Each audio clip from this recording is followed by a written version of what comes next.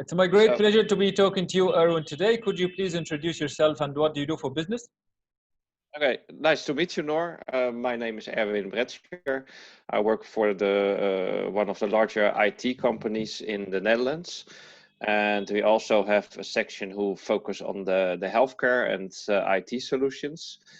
My background is that since of 2007, I entered for the first time business-wise a hospital, which really grabbed me if you see the struggle they have and also the value you can deliver by working in healthcare and tributing on that matter. So from that point on, I built up knowledge of the sector, especially around themes like exchanging data. We will discuss that later. I mentioned interoperability. But maybe it's not the correct word in English, but I will share my light later on it. And also what you see is when you start working with structured data, the next step in healthcare is building up artificial intelligence or complex algorithms just to help benefit the healthcare world. So mainly that is what I do, mostly in the role of advisor, consultant, or project manager. That's so interesting. Let's go for the first question. What is artificial intelligence? Well, yeah, what is artificial intelligence? I already sent you a definition. There are different definitions. Some start with using complex algorithm.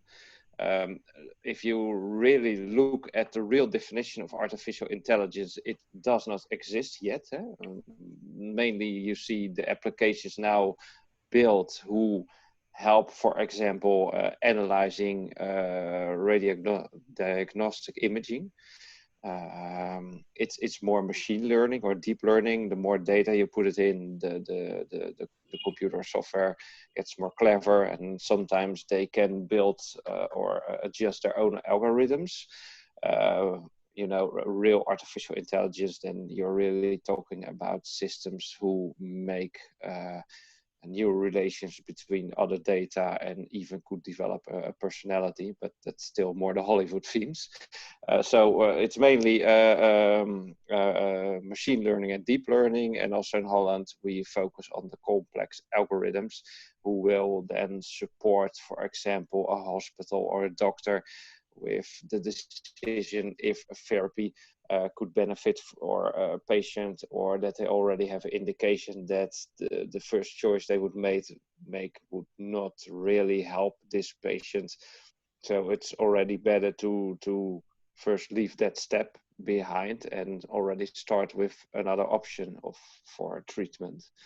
Well, that are some examples of what is happening in the AI world, but also sometimes we will discuss it later, helping patients make their own decisions that will benefit them with their health. Yeah, great. In which sectors is AI applied in the health sector? You see it mainly in the cure, which means the healthcare. That's the main focus, and especially applications around imaging. That's the first and then most important. And you see it a little bit coming with the physicians and some with the mental health care. And you see that in the elderly care, they really are behind in that matter. So mainly now in the cure, and not as we call that like elderly in the care sector. And you see it also, of course, in research. So people from university who have hypotheses, they use the computer programs, the data and the algorithms to support their theories and to make a point and improve. But one of the main problems with that is that they usually do it to write a paper or promote, make a promotion. And then they don't use the data anymore, which is, I think, a missed chance. And what we are trying to do now, also now I'm hired by the government to examine or what they are doing with artificial intelligence and what we can do with the Dutch government to help the field with better solutions. That we're also watching what can we do to scale up good solutions, and not that it just is a successful pilot and then never used again. So that's a shame of effort.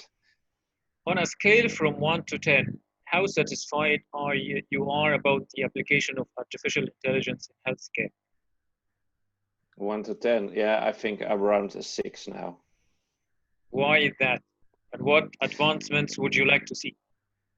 Well, there are some problems what you see now. Like I told, there are some promising projects, but when the pilot is successful, it doesn't really get used in the production environment, or the scale up maybe to other hospitals or to other countries even, which could benefit because we also share some of the same diseases worldwide.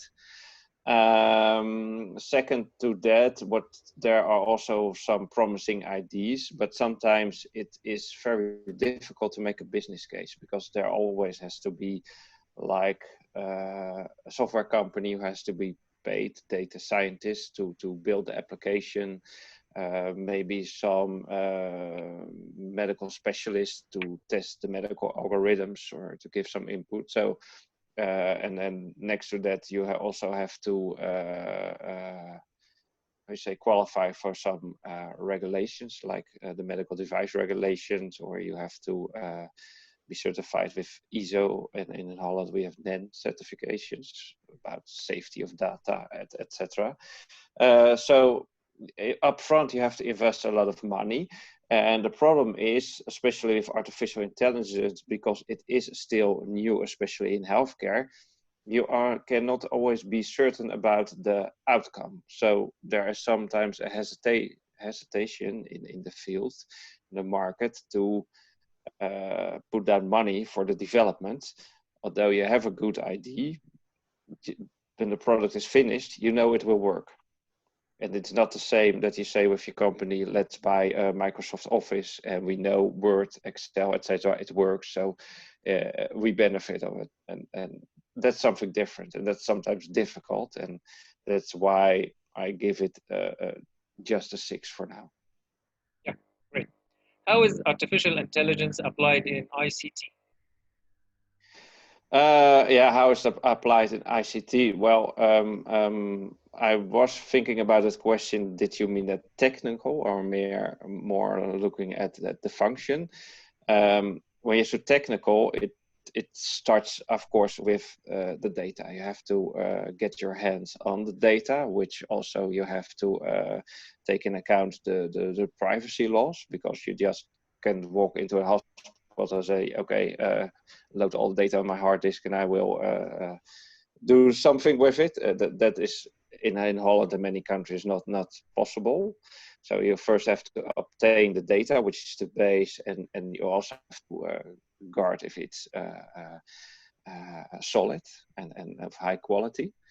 And next to that, you see that you can start with testing algorithms, and you see that actually that is what we call in the middleware or the business layer in the software. There is the artificial intelligence applied, and then it's the results you will see in what we call the GUI, the user interface, which we also have to take in account that the design really helps the customer or user, which can be a patient or it can be a professional in healthcare. So that is mainly technical, how it works, but that, I mean, there are books written about it, and I'm now telling it in 2 minutes, so I'm not really covering the load. Let's be honest with that. Next to that, functional, especially what you see, it's now decision support for healthcare professionals. And that's of course interesting because, for example, if you have perhaps what you think a severe disease, and you go to the hospital or to a specialist. So would you like to have the doctor make the decision, or do you like to have the software? Or maybe you would like to have the software help with the decision, but still that the doctor says, okay, we think that this is what is happening with you, and next to this, we think this treatment will be the best solution for you. So it's also ethical discussion. I hope this answers a bit the question. Yeah. So let me ask you a follow-up question here. Like now, the patient can take the decision for themselves. Do you think the patient or the public need education about this new system? They need it, yes, because I think when I talk to younger people and I say, okay, when all your data is in a computer and an algorithm decides what could be for you the best lifestyle or treatment, they say, oh, that's okay. But I mean, elderly people think, I don't really trust it. That's one side of the story. And please repeat the question for me because I'm now a bit lost. Yeah, like do the people need education? Yeah, education. Yeah, I'm sorry, that's right. I think they should have that to take away the fear and build up trust. And otherwise, also that they be more prepared to share their data, because that is more important. You know, that every algorithm and outcome becomes better with more data. If you have it from 100 people, that means if in this 100 people there are one or two with an exceptional disease or a genetic disorder, the percentage is much higher is that you take the database of 100,000 people. So that could really help if you have more people to compare with each other and build up the trustworthy of the outcome of algorithms and artificial intelligence. So it is important that there is time for education there. But also on the side of healthcare professionals, not every doctor is happy with a program that even suggests, well, if this is in order, maybe you should contact your colleague professional, which is rather a simple suggestion a system can make. But I know doctors that are, when that happens in the system, they say, well, I don't like to use it. So education on all sides, yes, please do it everywhere worldwide. Yeah, that's important. What is interoperability and in which sectors do you support it? That's interoperability. In which sectors? Well, it's totally a problem in healthcare. It's like when I start speaking Dutch here and you answer me in the Egyptian language.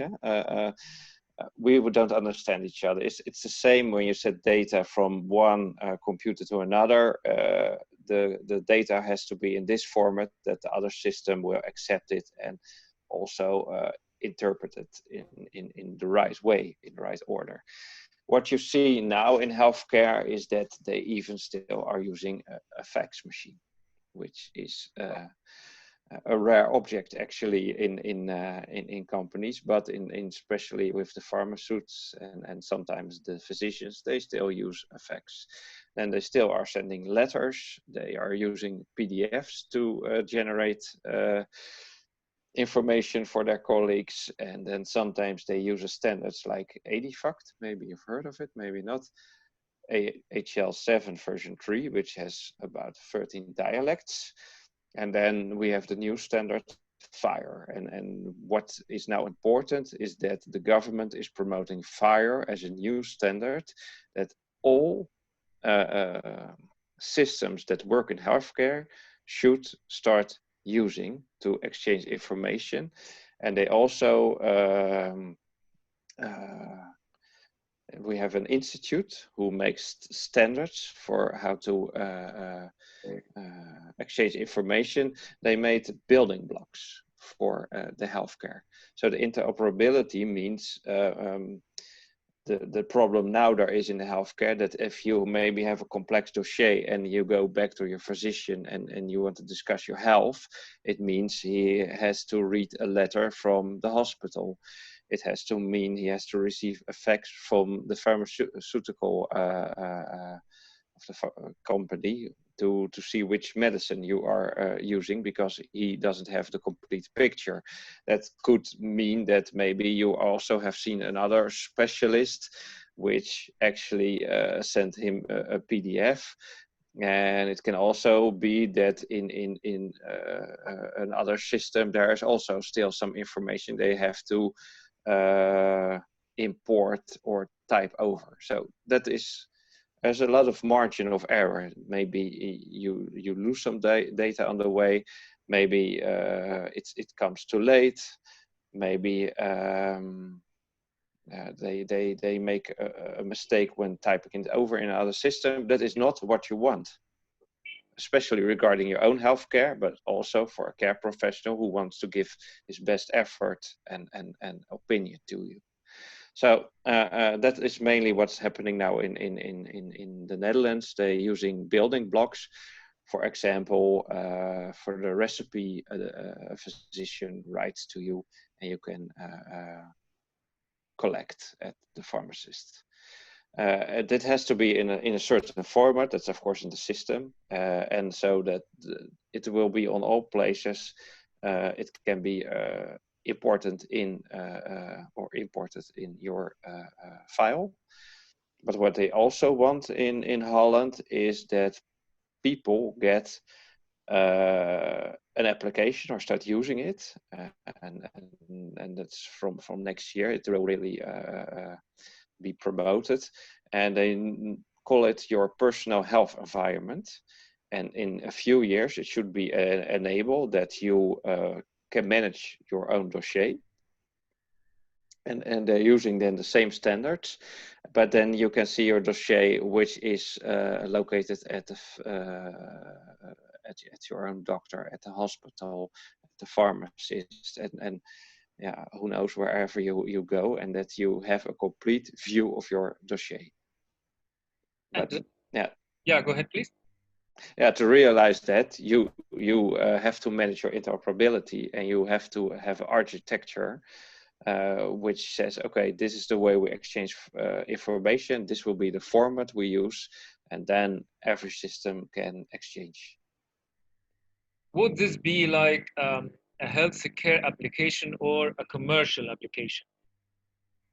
No, it's a healthcare application. There are companies who now can make the personal health environment, and they will receive money from the government to promote and use this environment. They have to qualify, of course. They have to be tested, the application, that it is correct and safe and follows the regulations.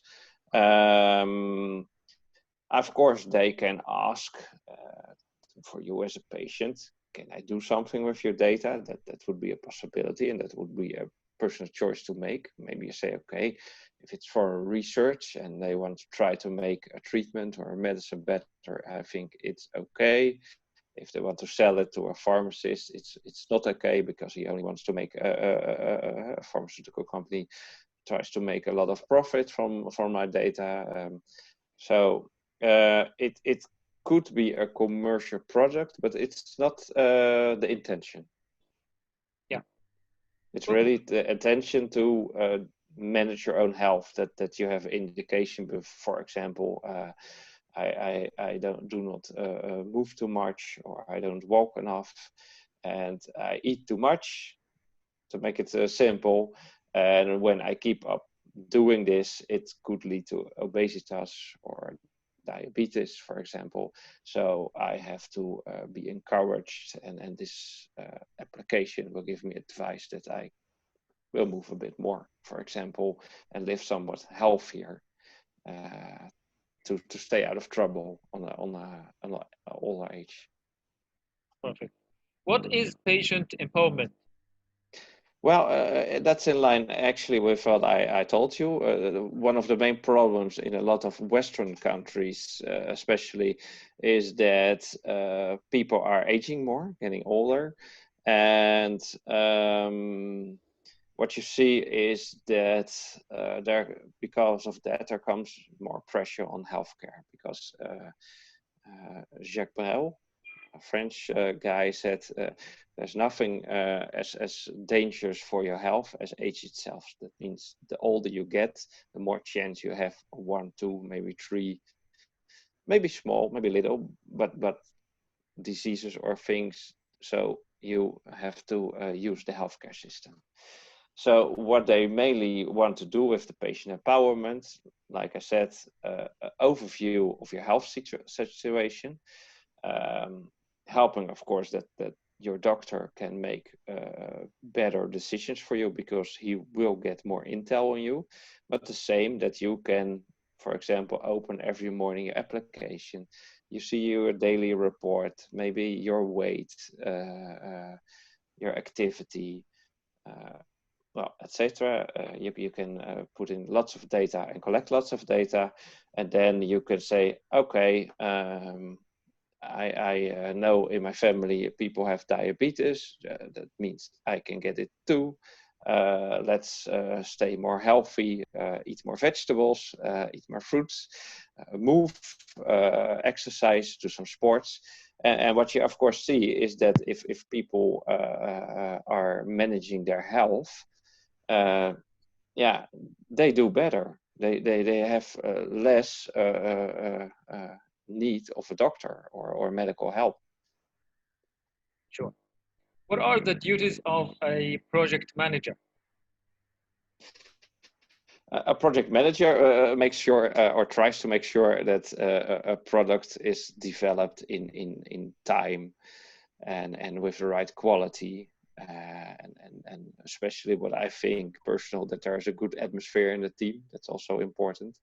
So that's one of the roles I sometimes have in projects. So somewhere on the horizon there is a dot, and you have to get the job done in time, or when is interference, well, you have to try to manage it in the team, and that sometimes means being creative with your resources.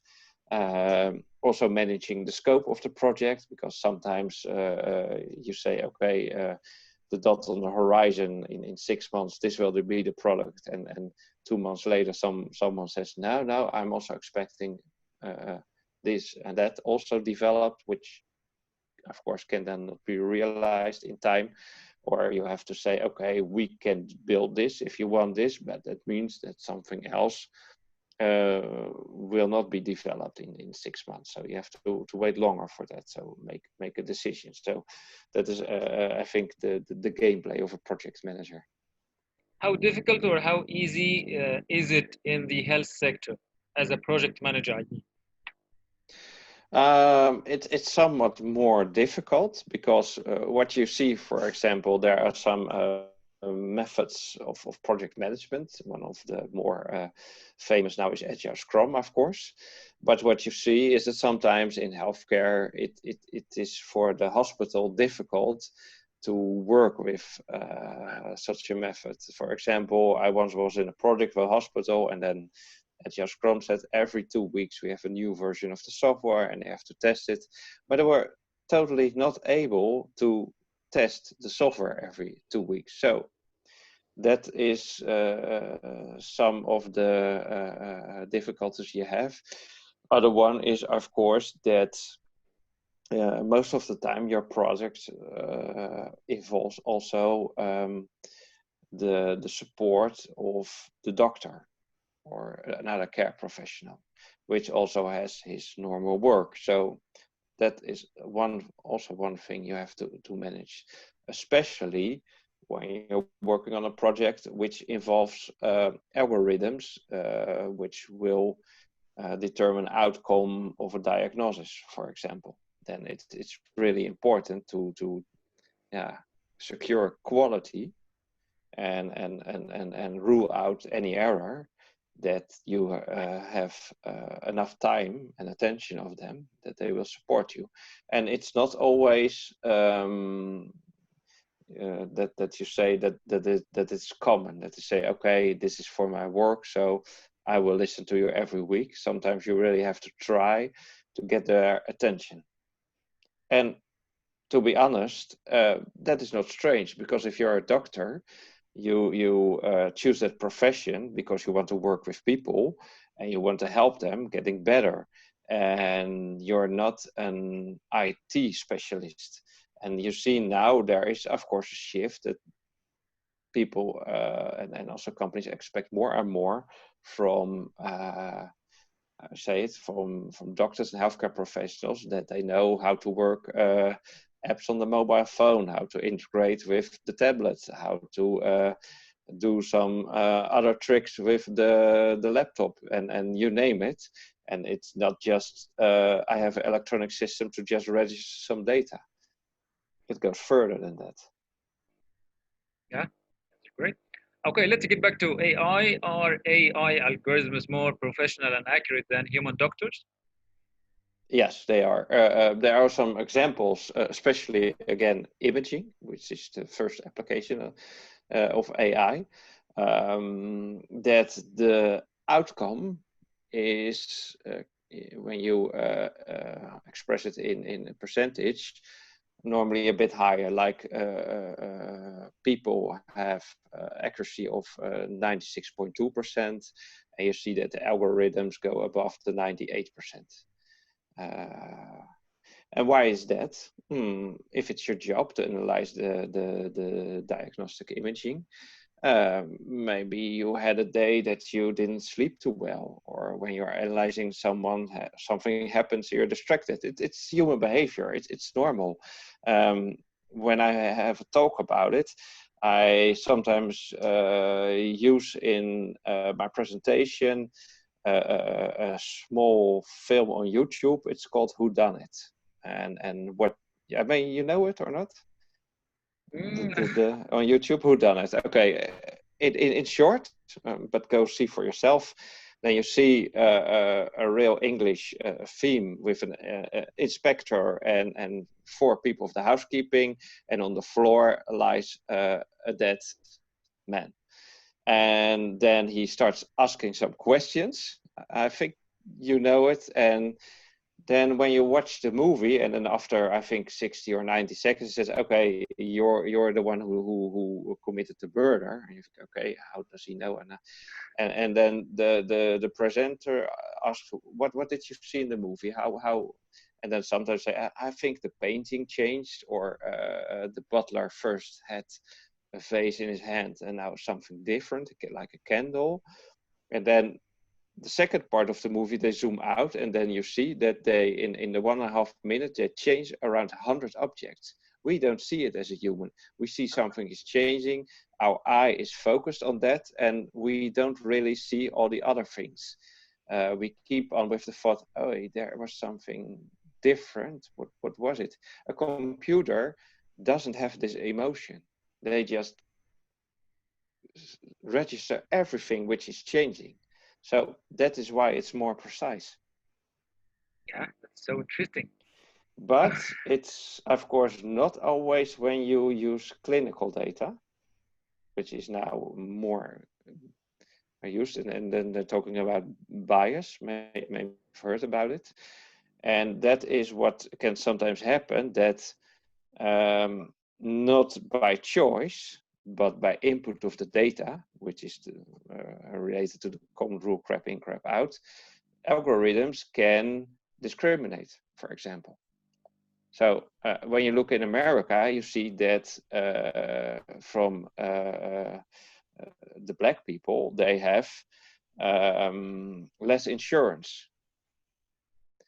But when you give the data about treatments and different, you see sometimes that the conclusion of an artificial intelligence is that black people don't get sick too often. But that's because they don't have the healthcare insurance, and then they try to avoid the doctor until it's really no other solution anymore, then you have to go to the hospital. But when you think it's still going all right, or maybe in time it will go over with just using some painkillers, because the bill of the hospital is too expensive. Yeah, that is what could happen. And that's not only America, that's in different countries. And it's the same with research. If you do research in Scandinavian countries, yeah, you see there people are different. And also there are sometimes some genetic anomalies in some countries which are not in other. And through that difference, and you only use it on a certain region, you can have a different outcome, which not always give the best result if you would use it for other people. Yeah. Sometimes, again, it can give interesting insights. Okay, can you give an example? Well, yeah, well, for example, I mean, in different countries around the world, lifestyle is different. And so you could sometimes wonder why some diseases are more in one country than another. And there could be an interaction with food or lifestyle, for example. I once was involved with academic hospital for, I think, what's in English? When your joints hurt and the elder people have it, reuma, we call it. Numb, something like this. Numbness. Yeah, it's when your joints start to infect, and it's what elder people have, and they call it rheumatology. Oh. Okay, rheumatism is what the word I was looking for. So they did a worldwide research, and well, to make it silly, maybe, for example, they want to see if they are using a medicine with people on rheumatism, that, for example, in Japan, they give them a raw fish, and in Italy, they give them some crayons also with the medicine, and these insights could indicate that if you do something extra with the medicine, people benefit better. Okay, what was the result in the end? That was interesting. So rheumatism is a disease that generates. The older you get, the complaints become more severe.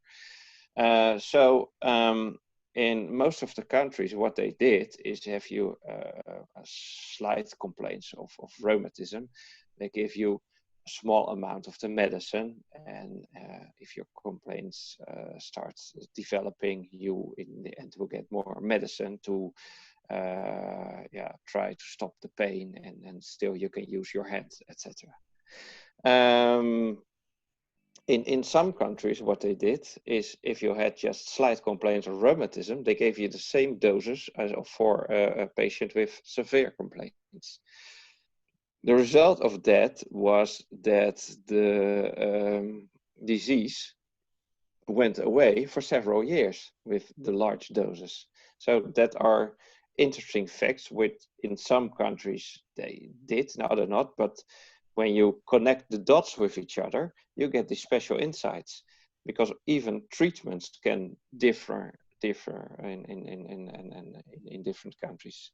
They can, you know what I mean? Yeah. Especially healthcare outcomes are also important. If you have a disease, and some say I use medicine, others say I operate. So it's very interesting in these databases to compare with each other, which now gives the best outcome and why. Yeah. So let's get this point a little further. If AI applications like reach further to the developing countries, how much can they help? I think they can help in some ways. What you see in the more countries who still have to develop is that there sometimes is a lack of medical professionals or infrastructure for healthcare. So what you on the other hand see is that lots of people everywhere already have a smartphone. Yeah. And there is not everywhere, but there is always a solution to send data. Most of the time there is internet, but if there's not, there are different solutions with techniques to send data. So, for example, what you can do with the data and the interpretation of it, for if someone living in the jungle, for example, I know it from South American countries. You say, okay, we put there in the jungle a container with some medical devices, and we learn 1 or 2 people there how to use these devices, and they just take the measurements. So like blood pressure, like weight is maybe a simple one, but some other things they can use. And these data, they just send it to a system and a hospital, and this will system will then give an outcome of which they say, okay, no problem, you can use this or medicine and it will be okay. And then just monitor the people a bit. And for some people, they say, okay, this is severe, please come to the hospital, which sometimes can mean 3 days travel. On the other hand, also using more data from also remote places and other places could give even better warning if new diseases or outbreak of an old disease starts up. For example, sometimes what I've heard in Africa, that Ebola can start at some point, but we know it's very contagious. And we don't want to find out if someone walks in a town with the disease already, asking for help, and maybe already on the way contaminated 10 or 20 other people. So it's in the early detection and prevention very important, and it really could help benefit also countries who are not as developed as with the health infrastructure. I mean, for example, here in Holland, where I live, within I think a 25-minute drive with the car, I have 3 or 4 hospitals at my availability. So it is easy here. There are a lot of countries that is not what is happening. So AI can help a lot, and also in the logistic process, of course, where are resources needed, where is more in stock. So to work with each other and share maybe the resources there are. So you have the right medical help at the right time, at the right place. Yeah, that's perfect. What are the regulations of using AI in healthcare? What are there, sorry? Regulations, laws. Regulations, the regulations, yes. There are several. For example, first, of course, when you use AI, you need data. I already mentioned it. And GDPR, maybe you've heard of it. In Holland, we also have AVG, as we call it. But it's mainly, there is a regulation about what data you may or can use, and within which restrictions. For example, here in Holland, we call it the patient consent. We ask from patients, okay, for example, can we use the data?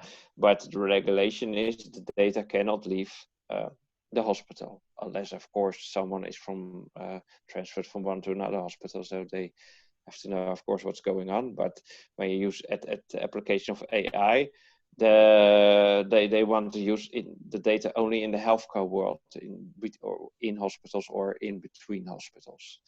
You cannot say, okay, so maybe for pharmaceutical companies, it's interesting to see if they use certain medicines, what are the side effects on patients and how is it developing. And we also want to have access to the data. So you cannot do that. So that are regulations you have to watch. Other one is, of course, that you have to interact with some regulations like ISO, that the data is in a secure surrounding. And you have done your best and get some certification that you will keep the data safe, and then the application. Next to this, you have medical device regulation. And that mainly says, okay, if you are building up a program or software that will give prioritization to which patient should come, for example, first to the doctor, or will give insights in someone's health or advice. You can be classified like you're a 2A or 2B, etc. Type of software, and that means you have to follow these regulations and get, well, how you say it, a certification on the MDR. That's very important, and it's still not out of development. So we're still learning because AI is still developing. That's one of course, the main issues. So if you make medical algorithms who will predict the chance of a treatment will work with you, if it will give insights in if you have to go to intensive care, the matter of success is the outcome that your survivability will be 10%. Would you like to go to the intensive care or not? And especially when maybe intensive care beds are scarce and a lot of people are ill, like happened in Italy. What will you have a computer program who determines that person A maybe has a chance of 20%, the person B 60%, and then person B deserves the bed. So that are still important things that algorithms has to be validated and keeping unvalidated. So there's also then next to this ethical question, and ethics are not for this matter still embedded in regulations, but in time this will come, that it will say, okay, for example, if you go with your dossier to a computer system and it will give an outcome on your health and an advice, how does this system come to this decision, especially when it's like with deep learning, it starts to maybe learn with the more data it comes and maybe changing some algorithms within. Is it still explainable? It's the same when you go to a doctor, you say, okay, you advised me this, it didn't work. And maybe sometimes you see that it comes to a process, for example, then the doctor really has to explain and how did I come to this decision? And although I think it's maybe you say to the patient bad that it didn't work for you, I did a good job, and based on the input I had, I made the right call and right decision. So when it comes to persons in medical health, there are also commissions and regulations for that theme. That is not really embedded when it comes to using artificial intelligence in healthcare. So that is some of the steps we also now take with the government from what is needed per step in development, because development has took certain phases. Like first you start with ID, then you start with in a laboratory environment, and you just start using some outcome with not with real patients, and maybe you start testing algorithms then next to that on a small group of patients, same as medicine development.